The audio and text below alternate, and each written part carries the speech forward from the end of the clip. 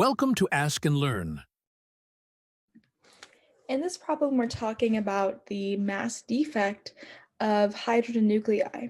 And this is important because this has a direct application. This could be seen as the reaction that occurs in the sun. This is hydrogen nuclei reacting. So the way that we're going to figure this out is that we're going to use the famous equation E equals mc squared. The only difference is, in this case, we're going to have E equals delta mc squared. So what does that mean?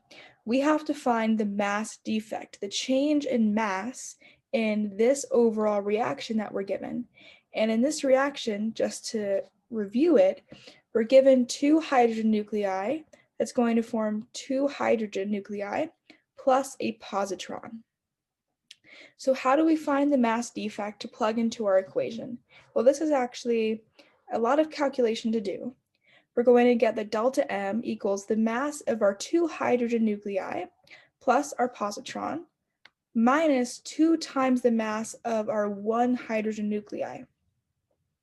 So another way to think about this is that this is just the mass of the products minus the mass of the reactants. Okay, so now let's start this calculation.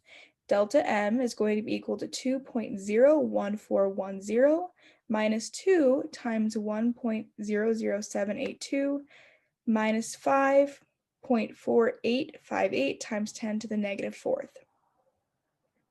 Okay, so now we're going to simplify this. Delta M equals negative 4.4284 times 10 to the negative fourth. This is in AMUs per nucleus. And then we can convert it into kilograms per nucleus. So delta M will be equal to negative 4.4284 times 10 to the negative fourth times 1.66 times 10 to the negative 27th. And we're going to get that our new delta M is negative 7.351144 times 10 to the negative 31st kilograms per nucleus. And now we also have to do a little bit more conversion. We have to convert this into just kilograms. We want to essentially get rid of the per nucleus. So delta M is going to be equal to negative 7.351144 times 10 to the negative 31st. We're going to multiply by Avogadro's number, which I've denoted as n sub a, but it's also 6.022 times 10 to the 23rd. And then we'll multiply that by the fact that in every 1 kilogram, there are 1,000 grams. So we're going to get that our delta M is negative 4.4269 times 10 to the negative fourth kilograms. And you might be asking, well, why is it negative? How could mass be negative? Well, what this is denoting is that there is a decrease in mass across our reaction. Now we can go back to our equation E equals delta mc squared.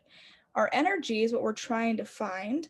So energy is going to be equal to negative 4.4269 times 10 to the negative fourth, and then multiplied by the speed of light squared, 3 times 10 to the eighth squared. And when we do that, we'll get that the energy of our reaction, so the difference in mass, as well as the reaction of hydrogen nuclei, the energy associated with this is negative 3.984 times 10 to the 13th joules. Now again, why is energy negative? Well, that means we have an exothermic reaction. There is a release of energy. So I hope that this problem helped you understand an application of the mass defect, how we can calculate it, and then use that change in mass to find the energy of a reaction.